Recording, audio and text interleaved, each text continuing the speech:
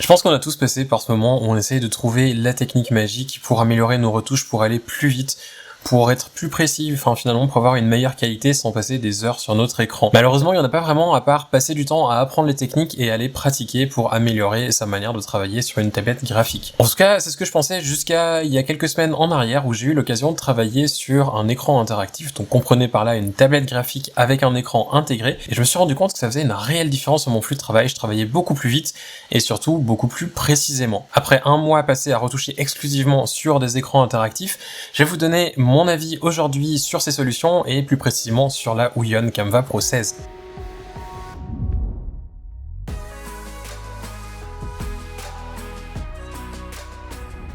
Aujourd'hui donc je vais vous parler des écrans interactifs, mais plus précisément de la Ouyon Canva Pro 16.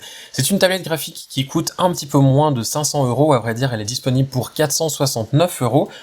Mais on va revenir après parce qu'elle est aussi disponible pour 499 €. Et à vrai dire, vous risquez probablement de plutôt dépenser les 499 que les 469. Ça peut paraître un petit peu cher pour une tablette graphique, mais je vais vous expliquer un petit peu pourquoi je pense que c'est vraiment mieux qu'une tablette graphique.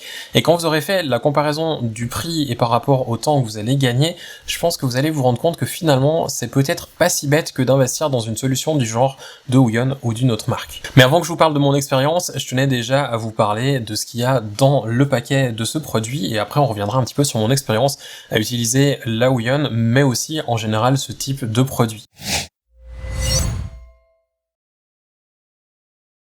Tout d'abord, quand on l'ouvre, il y a une chose qui est importante, et pour moi une des choses les plus importantes à vrai dire sur ce genre de produit, c'est le stylet. On a un stylet ici, ou un pen si vous préférez, qui ressemble énormément à ce que l'on retrouve chez Wacom avec le Pen Pro 2. Le Pen Pro 2, c'est le pen par défaut que l'on a maintenant sur toute la gamme Pro de Wacom. À mes yeux, c'est le meilleur stylet que l'on puisse avoir. En tout cas, c'est le meilleur que j'ai pu tester jusqu'à maintenant. J'ai pas encore trouvé quelque chose d'aussi bien. Toutefois, je dois avouer que celui d'Ouyon, il est vraiment très bien aussi. En tout cas, celui que j'avais avec la Canva Pro 16, il est vraiment très bon. Le design ressemble énormément au Pro Pen 2 de Wacom. Il est épais, il tient bien en main. Il y a aussi une partie en caoutchouc qui fait que ça ne glisse pas des doigts et que c'est agréable à travailler avec. J'ai vraiment trouvé que, en termes de qualité, c'était nettement supérieur à ce que j'ai pu avoir sur d'autres alternatives à Wacom. Les deux seuls petits reproches que je peux lui faire, le premier c'est le manque de gomme sur la partie arrière du stylet, quoique je l'emploie pas forcément beaucoup. Je me suis rendu compte que j'utilisais quand même plus facilement sur une solution comme celle-ci, donc sur un écran interactif plutôt qu'une tablette graphique normale. C'est là où du coup je regrette un petit peu le manque de gomme sur la partie arrière du stylet. C'est pas quelque chose qui va me bloquer par rapport au produit, mais c'est vrai que s'il y avait eu une gomme, je pense que ça aurait été encore mieux. L'autre petite chose qui m'a un petit peu dérangé, mais qui je pense ne dérangerait peut-être pas tout le monde, c'est le fait que quand on utilise le stylet, en fait, il y a une sorte de petit rebond au niveau de la mine. C'est-à-dire que quand on appuie, c'est comme certains stylos à billes qui sont un petit peu mous, où la mine va rentrer un petit peu à l'intérieur du stylo. Je pense que certains préféreront ça à la manière de faire de Wacom, et je pense aussi que les gens qui n'ont jamais touché à une Wacom ne verront absolument pas la différence entre un pen comme celui de la Ouyon Canva Pro ou alors ceux de Wacom. En fait, pour tout vous dire, ne me dérangeait pas d'avoir ce rebond, c'est juste quand je suis revenu sur ma Wacom où je me dis ah ouais, en fait je préfère quand même cette manière de travailler, j'aime mieux cette manière de réagir quand j'utilise le pen. Mais voilà, c'est pour vous dire que si vous n'avez que ça, vous serez pas gêné pour autant et que ce sera tout de même un très bon pen qui est largement supérieur à toutes les autres solutions que j'ai pu tester maintenant, sauf les Wacom. En plus du stylet, on a aussi d'autres petites choses avant d'arriver à la tablette à proprement parler. On a tout d'abord un gant, quelque chose que je trouve vraiment génial, parce que du coup, d'une part, ça évite le frottement sur la tablette, donc on n'est pas irrité en fin de journée si on travaille des longues heures, et en plus de ça, on évite de tâcher la tablette. Parce que forcément, quand on travaille sur une tablette graphique normale, donc sans écran, c'est pas gênant de faire des traces, de toute manière, on regarde pas la tablette graphique pour travailler. Par contre, quand c'est aussi notre écran de travail, c'est du coup un petit peu plus gênant parce que on se retrouve avec des traces de nos mains sur la tablette, sur l'écran, et c'est pas forcément idéal selon les photos sur lesquelles on travaille. Autre chose qui est aussi inclus forcément, ce sont les câbles pour connecter le tout à l'ordinateur, et quand je vous parle des câbles, à vrai dire, il n'y en a plus ou moins que un. En fait, on a sur ce genre de solution plusieurs câbles à brancher, mais souvent ils sont condensés en un seul câble. On a un câble USB type C qui se branche du côté de l'écran, donc un câble unique, une entrée unique ou une sortie unique, peu importe comment vous voulez voir ça, qui ensuite se sépare de l'autre côté en un HDMI, un USB 3.1 et aussi une prise d'alimentation. L'alimentation donc secteur qui ne fonctionne pas sur batterie malheureusement. C'est peut-être beaucoup de câbles pour les gens qui sont habitués à une tablette graphique normale, mais toutefois pour ce genre de solution c'est assez bien parce qu'il y a des fois des solutions où on se retrouvait avec un câble pour chaque sortie et chaque entrée. Donc on se retrouve avec un HDMI vers du HDMI, un USB vers de l'USB et ensuite une prise d'alimentation vers l'alimentation. Donc en gros il fallait toujours prendre ces 3 câbles et c'était pas forcément très pratique. Là on se retrouve avec un seul câble qui réunit tout et on a juste un deuxième câble, en fait c'est l'adapteur secteur qui se branche sur ce câble à 3 ports pour nous permettre ensuite de n'utiliser qu'un seul câble. C'est assez malin, c'est assez bien fait, et les finitions sont très bonnes, la longueur de câble est pas mal, quoique j'aurais apprécié un tout petit peu plus de longueur sur l'adapteur secteur, mais c'est pas non plus de nouveau quelque chose qui va me bloquer au niveau de ce produit, c'est tout à fait utilisable et ça reste très pratique. Je vous parlais avant de batterie, ce genre de produit n'a généralement pas de batterie, je reviendrai là-dessus tout à la fin, mais c'est vrai que c'est quelque chose que je regrette un petit peu pour des gens comme moi qui ont tendance à bouger beaucoup d'un bureau à un autre, de travailler en déplacement aussi. C'est une solution que je pourrais malheureusement pas du tout utiliser en déplacement parce qu'il me faut toujours avoir une prise secteur pour pouvoir brancher mon ordinateur et aussi ma tablette. C'est aussi une solution qui a tendance à consommer et des fois j'ai remarqué que la durée de batterie de mon ordinateur portable a tendance à diminuer assez rapidement du fait d'avoir 2 écrans branchés. Parlons maintenant de la tablette à proprement parler parce que bah oui forcément dans le carton il y a aussi une tablette, il y a donc la tablette, je vous parle de tablette mais pour parler d'écran interactif je sais jamais trop comment appeler parce que chaque marque appelle ça de manière différente, donc si je vous parle de tablette soyez pas perdus, si je vous parle de tablette normale c'est une tablette qui n'a pas d'écran. La Canva Pro, je dois avouer que j'ai été très étonné quand je l'ai sortie de mon carton. Je m'attendais pas du tout à ce niveau de finition pour un produit de Ouyon. J'ai testé du Ouyon il y a quelques années en arrière pour F-Stoppers. Alors c'était certes pas du tout la même gamme de prix, c'était plutôt de l'entrée de gamme aux alentours des 40 à 50 euros sauf erreur. Là on est sur un produit qui vaut quand même 10 fois plus. Mais tout de même, je dois avouer que en termes de finition, on est sur carrément un autre niveau. On va dire, enfin vraiment une autre ligue. En fait, ça n'a plus rien à voir. On n'est pas sur une alternative cheap, on est vraiment sur un très beau produit. Les finitions sont très belles, le design est vraiment très beau. Et si je dois être honnête, sincèrement, si on me cache le logo Ouyon, je pourrais me poser la question si c'est pas un produit de chez Wacom. Le produit est vraiment très beau, les boutons sont bien, ils sont agréables à toucher et à appuyer dessus, parce que des fois sur ce genre de produit, les boutons ont un clic un peu bizarre, on sent que c'est cheap, on sent que c'est fini avec le budget qu'il y a. Que là, pour la peine, c'est pas vraiment le cas. Et même l'écran, j'avais pu tester une autre solution alternative à Wacom qui venait de AcePen à l'époque. Et AcePen, je me rappelle que le type d'écran qu'on avait était vraiment pas pratique pour retoucher. En fait, on avait une espèce de dalle, une sorte de couche plastique ou de verre au-dessus de la dalle, et ça faisait à chaque fois un décalage du curseur. Donc peu importe comment on avait calibré notre curseur, parce que sur ce genre de solution, on peut calibrer le curseur pour qu'il soit placé correctement et aligné avec le pen. Peu importe comment on le calibrait, on se retrouvait toujours avec un décalage. C'est-à-dire qu'il fallait vraiment rester en face du stylet pour bien voir où le curseur était. Si on se décalait un tout petit peu, on avait un décalage du fait de l'épaisseur de ce qu'il y a entre la dalle et le stylet. Sur la Canva Pro 16, c'est plus le cas, on a une sorte de laminage qui ressemble énormément, et je pense d'ailleurs que c'est le même type de laminage que ce qu'utilise Wacom. J'ai comparé ça à une autre solution de Wacom que j'ai actuellement aussi entre les mains, et je dois avouer que ça se rapproche quand même beaucoup, et qu'en termes de finition, c'est pas si mauvais que ça. C'est même très bien. Par contre, dans le carton, il y a une chose, mais vraiment une chose qui manque cruellement. Et c'est là où je vous parlais de la différence de prix, 469 € versus 499 €. Les 30 € de différence, en fait, sont là pour alors je sais pas comment on va appeler ça en français, mais c'est le stand, donc les pieds ou le pied qui tient et qui permet de surélever la tablette.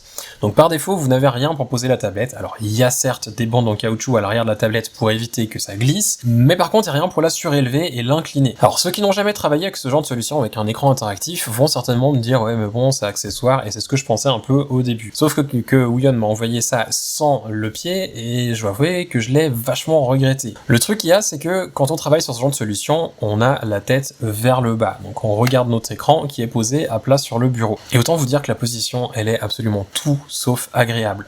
Pendant 1 heure ou 2, ça va. Après une journée entière de travail, on est complètement fracassé en deux. Et d'ailleurs, après 3 jours d'utilisation, j'ai en fait bricolé un petit peu pour la surélever d'une manière ou d'une autre, pour l'incliner un tout petit peu, mais c'était pas pratique.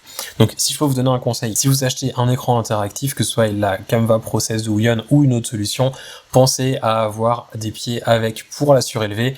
Même si c'est pas inclus, mettez un petit peu plus pour l'avoir, parce qu'autrement vous allez vous fracasser le dos.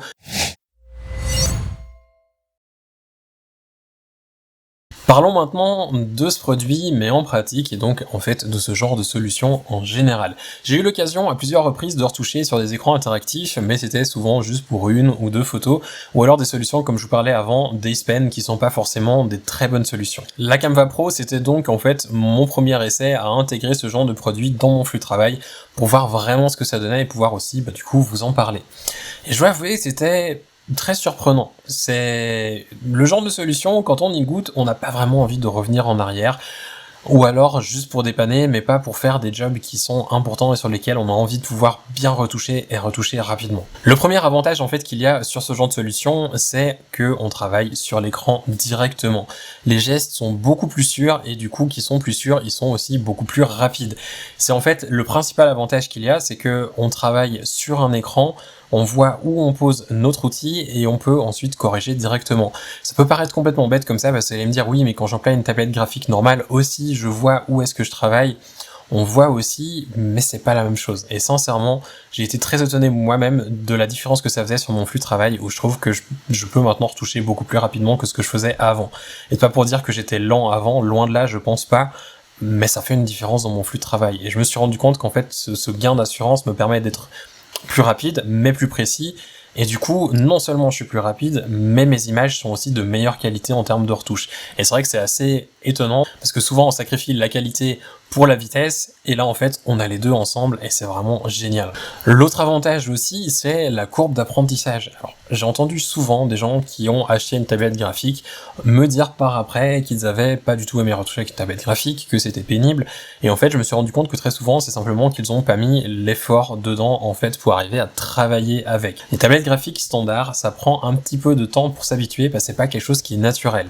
Quand on dessine, on va pas dessiner en regardant un mur en face et en espérant que quelque chose s'affiche. Si on dessine sur une feuille sur notre bureau, le dessin vient sur la feuille sur le bureau, elle va pas venir sur le mur en face. Pour la retouche, c'est ça qui est un petit peu étonnant, c'est que finalement, on a tendance à trouver normal de retoucher ou de travailler sur une surface plane qui n'est pas celle de l'écran. Et c'est un petit peu déroutant, parce que finalement c'est pas quelque chose qu'on a l'habitude de faire dans un autre domaine. Et la retouche, en soi, c'est du dessin, c'est de la peinture, et c'est pas tellement autre chose. Donc si on a l'habitude de dessiner ou de peindre, même de maquiller, on le fait sur la surface sur laquelle on regarde aussi. Et c'est vrai que de travailler avec un écran interactif, c'est du coup beaucoup plus naturel et c'est beaucoup plus simple à apprendre. Pour moi, la transition a été très rapide de passer d'une tablette graphique normale à un écran interactif. J'ai pu vraiment passer à ces solutions sans avoir à réfléchir. Quand je dis sans avoir à réfléchir, c'est surtout qu'en fait, on n'a pas besoin de développer des nouvelles habitudes, de nouveaux réflexes ou une sorte de coordination particulière, parce que c'est quelque chose qu'on a déjà l'habitude de faire depuis qu'on est tout petit. Même si vous ne savez pas bien dessiner, vous avez quand même toujours écrit sur une feuille ou toujours dessiné, et c'est quelque chose qui vient naturellement. C'est pas comme apprendre à taper sur un clavier, où c'est quelque chose où il faut un moment pour apprendre. Quand on dessine, on a l'habitude de dessiner, alors certes, on dessine plus ou moins bien, mais on comprend ce qu'on fait. Et c'est ça qui est intéressant avec ce type de solution, c'est que c'est beaucoup plus intuitif, donc l'apprentissage est très rapide, et ça permet même aux gens qui ont eu de la peine à travailler avec des tablettes graphiques normales de pouvoir s'y essayer, et certainement, je pense, avec beaucoup plus de réussite. Le seul apprentissage, en fait, qu'il y a vraiment avec ce genre de produit, c'est en termes d'ergonomie. Parce que, là, en plus, j'avais pas les pieds pour le tenir comme il faut, donc c'était pas super pratique déjà en termes d'ergonomie, parce que c'était à plat. Si c'est incliné, c'est beaucoup plus simple. Par contre, ce qui est un petit peu bizarre, c'est l'organisation sur son bureau. C'est de ça que je parle quand je parle d'ergonomie.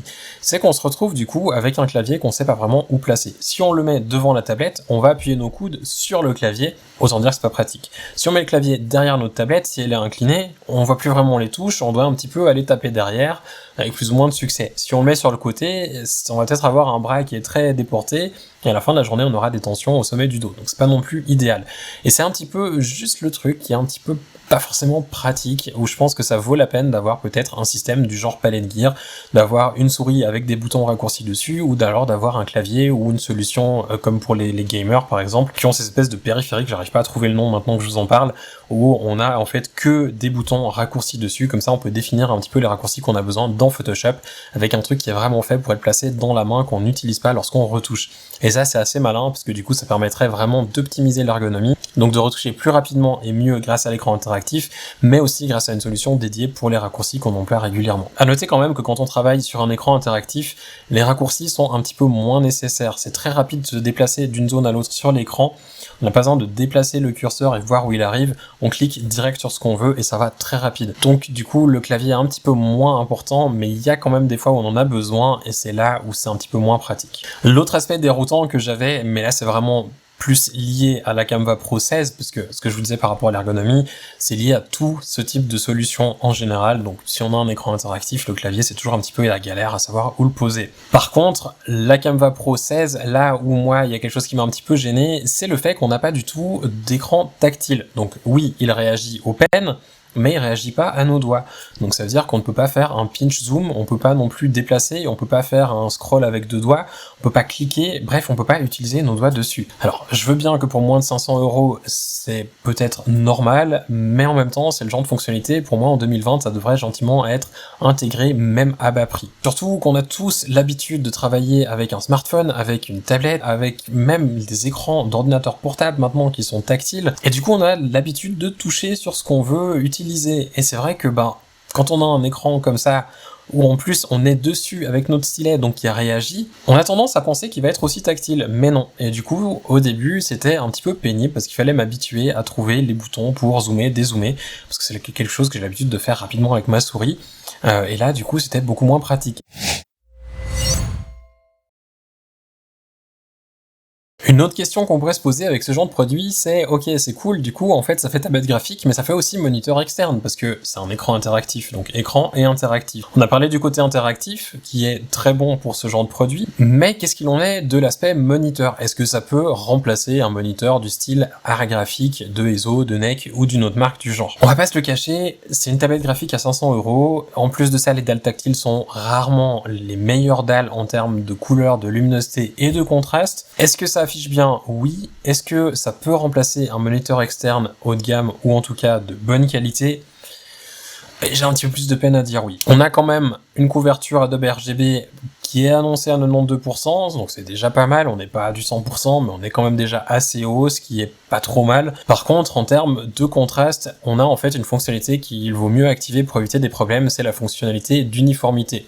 Sans cette fonctionnalité active, on a des fois un petit peu des problèmes en termes de couleur et de luminosité sur la globalité de l'écran. Et le problème avec ce genre de fonctionnalité, en tout cas sur ce type de produit, c'est que très souvent on se retrouve avec quelque chose qui n'est pas aussi lumineux, même avec la luminosité au maximum que ce qu'on aimerait, et qui souvent aussi montre quelques petits soucis de contraste. On a rarement un contraste qui est très marqué, et si c'est peut-être pas un problème pour des gens qui font du dessin, parce que oui, le public cible en fait, souvent de ce genre de produit et des tablettes graphiques en général, c'est les dessinateurs et pas les retoucheurs. Pour les retoucheurs, c'est un petit peu plus un problème, parce que par exemple, quand on fait du dodge and burn, on utilise déjà des courbes pour renforcer le contraste, pour mieux voir les imperfections sur lesquelles on travaille, quand on fait la correction de texture aussi, et du coup d'avoir un contraste qui est pas hyper fort, ou en tout cas pas au niveau auquel on aimerait l'avoir, c'est un petit peu gênant. Alors j'ai regardé aussi du coup quand j'avais un moniteur externe, ce que ça donnait la différence par rapport à la tablette. J'ai regardé sur 3 moniteurs différents, il y avait le BenQ 271 dont je vous avais déjà parlé, le ViewSonic 2768 et le ViewSonic 2785, si je me trompe pas. Donc 3 écrans différents avec des budgets un petit peu différents. En termes de contraste, ils faisaient tous mieux que la tablette graphique. Est-ce que je remplacerais du coup mes moniteurs par une solution comme ça?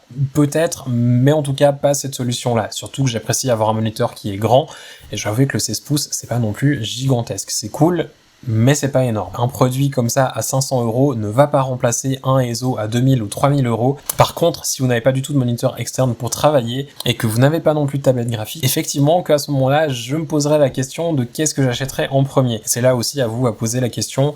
Est-ce que vous préférez avoir une solution pour retoucher rapidement et assez précisément, ou alors est-ce que vous préférez avoir quelque chose qui vous permet vraiment de juger vos couleurs, vos contrastes et la luminosité de vos photos? C'est un petit peu à voir en fonction de vos besoins et des clients pour qui vous travaillez et les supports pour lesquels vos photos sont destinées. Je pense que vous l'aurez compris maintenant, la Huion Canva Pro 16 est quand même très agréable à utiliser. En plus de ça, je vous ai dit, le design est très bon, il ressemble vraiment à s'y méprendre à du Wacom, même en termes de finition et pas juste de loin. C'est vraiment un produit qui est très bien fini, qui est très joli et qui est pratique à utiliser. On est quand même à 100 € près sur le territoire de Wacom. Il faut savoir que la Cintiq, la 16 pouces, donc pas la Pro, mais la Cintiq 16 toute simple, qui n'a pas non plus de touch, elle est uniquement 100 € de plus que la Huion. Est-ce que ça vaut la peine de prendre du Huion et de se dire j'économise 100 euros, ou est-ce qu'on part plutôt sur le leader du marché, la valeur sûre, Wacom? C'est un petit peu la question que je me suis posée en testant, parce que si on prend le produit tout seul, c'est un excellent produit. Si on compare aux autres marques, c'est là où on commence à se dire est-ce que vraiment j'ai envie d'économiser les 100 euros en prenant une marque qui est peut-être un petit peu moins connue, où on n'a peut-être pas de distributeur local s'il y a un souci, des petites questions comme ça qui se posent quand même, surtout quand on est professionnel. Parce que économiser et se retrouver après avec aucun support local, ça peut quand même être problématique dans certains cas. Alors commençons par le point, moi, qui m'a vraiment embêté, c'est le driver. Alors le driver, je vais pas non plus leur jeter la pierre, parce que tous les produits que j'ai testés jusqu'à maintenant qui n'étaient pas du Wacom, et même Wacom d'ailleurs des fois, avaient des drivers qui n'étaient pas très bons. Mais c'est vrai que souvent les concurrents de Wacom, c'est vraiment leur point faible, c'est le driver qui est pas très bon, qui est pas facile à utiliser, qui a une interface qui est pas belle, qui fait penser à Windows 98 ou 2000. Enfin bref, pas quelque chose où on se dit ah bah c'est cool, j'ai payé 500 euros, je suis content, j'ai un driver qui est dégueulasse. Là sur la Ouyon Canva Pro 16, on se retrouve avec un driver qui enfin a été amélioré. Je me rappelle du premier driver que j'avais essayé de Ouyon et c'était absolument catastrophique. Ici, sincèrement, il y a eu une belle amélioration et pour ça, je peux que les féliciter. L'interface est très claire, elle est très simple, elle est épurée. À installer, c'était facile. À trouver le driver en ligne, c'était aussi facile sur leur site. Surtout que leur site est aussi existant en français, quelque chose qui est appréciable pour les gens qui ne parlent pas d'autres langues que le français. Enfin bref, des points qui sont quand même intéressants et que j'avais envie de relever parce que c'est quelque chose que j'ai souvent critiqué dans les tests d'autres tablettes que du Wacom, et là pour la peine il y a eu un véritable effort. Mais pourquoi est-ce que le driver m'a un petit peu agacé? Il y a deux choses. La première, mais là je sais pas vraiment si c'est lié à eux ou à l'OS que j'utilise, donc macOS, c'est les conflits. En fait, quand j'ai installé la Ouyon, tout d'abord, j'avais encore les drivers de ma Wacom, j'avais des drivers de Parblo qui restaient de tests que j'avais fait l'an dernier. J'ai installé du coup les drivers de la Ouyon et je me suis dit bon je vais commencer à travailler dessus. Et le pen faisait n'importe quoi. J'appuyais sur le bouton Alt, le pen se figeait, j'arrivais plus rien à échantillonner, j'avais des bugs dans les applications, enfin c'était catastrophique, c'était inutilisable. Et c'est là où d'abord j'ai été très déçu, je me suis dit mince, en fait le produit était juste joli. Mais j'avais pas envie de laisser tomber ce produit, parce que je me disais quand même il a l'air cool, et je pense que c'est peut-être juste un problème sur mon ordi. J'avais pas d'ordinateur, un deuxième ordinateur sous la main à ce moment-là, donc je me suis dit bon, on va écrire à Ouyon, et en attendant qu'il m'écrive, je vais déjà désinstaller tous les drivers, redémarrer mon ordinateur, essayer un petit peu de 3 trucs, et on va voir comment ça marche. Après avoir désinstallé tous les drivers, y compris les Wacom, j'avais plus aucun souci. J'ai ensuite réinstallé les drivers Wacom, et je me suis rendu compte que ça buguait de nouveau. Donc il y a effectivement un conflit entre les deux drivers. Pourquoi est-ce que ça me frustre un peu? C'est le fait que ce genre de solution n'est pas mobile du tout, dans le sens où je peux pas travailler avec ça en déplacement. S'il y a des fois où je travaille dans un train, et j'ai besoin juste de faire une petite retouche rapidement. Est-ce que du coup, ce genre de solution est pratique pour ça? Non, clairement pas. Quand on travaille aussi sur 2 bureaux différents, on n'a peut-être pas forcément non plus le budget ou envie d'avoir 2 solutions comme ça. On a peut-être encore une vieille tablette graphique qui nous reste chez nous, avec laquelle on va travailler sur un des 2 bureaux. C'est là où du coup c'est un peu problématique, parce que si vous avez un autre driver que le driver Ouyon a l'air de ne pas supporter et marcher complètement bizarrement, ce qui n'était pas le cas avec mon driver Wacom. Ça serait chouette si du coup par rapport à ça Ouyon pouvait faire quelque chose, si ils le peuvent, parce que je dois avouer que c'est quand même un petit peu embêtant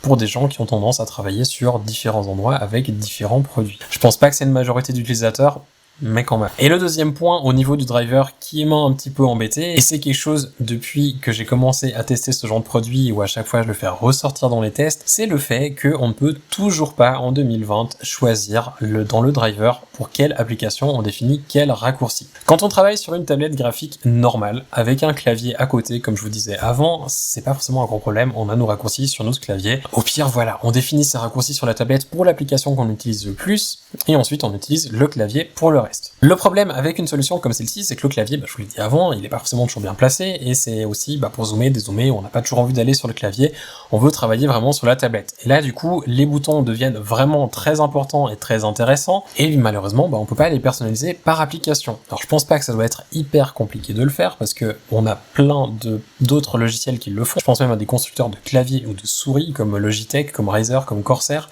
qui proposent ce genre de solution, avec des profils différents par application, mais visiblement les concurrents de Wacom ne l'ont toujours pas fait. Pour moi, c'est vraiment un peu un gros point noir sur ces produits.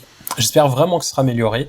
et assez rapidement. Parlons maintenant de l'autre point qui généralement fait que les gens préfèrent Wacom à ce genre de solution. C'est le stylet et la qualité, ou plutôt la précision du stylet. Je vous l'ai dit avant, j'avais testé une solution de AcePen, la précision était pas trop là. Je pense que vous vous rappelez des tests que j'ai fait de Parblo où je tirais un trait avec une règle et le trait faisait comme ça, à moins d'activer le lissage dans Photoshop. J'ai refait exactement la même chose sur ma Ouyon et j'ai été extrêmement surpris, mais en très bien. Je n'avais pas besoin d'activer le lissage, ça fonctionne très bien. Donc voilà, enfin une belle amélioration. C'est vraiment un point que j'avais envie de faire ressortir parce que ils ont travaillé sur la précision, ils ont amélioré la qualité du produit, mais aussi de comment ça interagit avec l'ordinateur, et c'est quelque chose qui est hyper plaisant, parce que c'est vrai que d'avoir un stylet qui bouge quand on fait un trait droit, du coup on n'est pas très précis, ou alors qui est tout simplement pas précis parce que le curseur est décalé avec le stylet, c'est un petit peu embêtant. En termes de ressenti d'utilisation du produit avec le stylet, sincèrement, ça devient compliqué de différencier avec du Wacom. On a quand même une petite différence si on connaît les deux marques, qu'on a l'habitude de travailler avec les deux. Pour quelqu'un qui n'a jamais utilisé du Wacom, je dois avouer que ça devient assez intéressant et que la différence est de plus en plus dure à faire.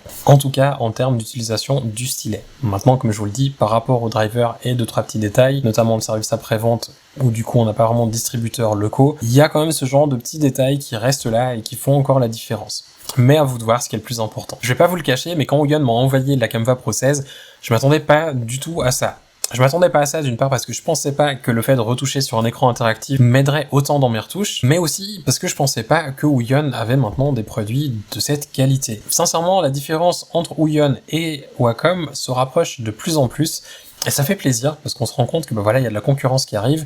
Et d'ailleurs, quand on regarde Wacom, on voit que ça commence à bouger un petit peu, il y a un petit rythme de sortie de produits qui est un petit peu plus élevé, avec des produits un peu plus abordables, et ça c'est assez apprécié et appréciable. Si on prend vraiment Ouyon, alors en termes de qualité, oui, ça se rapproche de Wacom, mais en termes de prix aussi. Je vous le disais avant, la Cintiq 16 pouces, donc vraiment le concurrent direct de la Canva Pro 16, est uniquement 100 € de plus. Mais c'est intéressant de remarquer que finalement le prix se rapproche entre les deux marques, parce que c'est aussi là où on voit que finalement, d'un côté, Wacom essaye d'attirer aussi des clients avec des budgets un petit peu plus petits que avec leurs solutions professionnelles, mais aussi et surtout que Ouyon commence gentiment à ne plus vouloir se vendre comme une alternative moins chère, mais réellement comme un concurrent à Wacom. Par rapport à ça, je pense que ça promet pas mal pour cette année et les années à venir. Quand on voit les produits que Ouyon a maintenant, sincèrement, on se rend compte qu'ils ont vraiment travaillé, qu'ils souhaitent améliorer leurs produits et qu'ils écoutent aussi les retours qu'ils ont. Si vous souhaitez plus d'informations sur la Ouyon Canva Pro 16, je vous laisserai les liens juste en dessous en description pour vous rendre sur le site de Ouyon. Vous y retrouvez du coup la fiche technique du produit, les informations pour acheter aussi le produit, vous pouvez vraiment commander depuis leur site. J'espère que cette vidéo vous aura intéressé par rapport à la Canva Pro 16, mais aussi par rapport aux écrans interactifs. D'ailleurs, en parlant d'écrans interactifs, je vais bientôt vous reparler de ce genre de produit, parce que je suis en train de tester la Mobile Studio Pro de chez Wacom, mais je vous en reparle tout bientôt, je suis en train de préparer le test. Donc n'hésitez pas à vous abonner si vous voulez savoir quand ce test sortira, activer la petite cloche aussi, et comme ça vous serez notifié, et en plus quand il y a d'autres vidéos qui sortiront, vous aurez toutes les infos qui vont bien. En attendant tout ça, moi je vous souhaite de passer une toute belle journée, et je vous dis à bientôt. Ciao.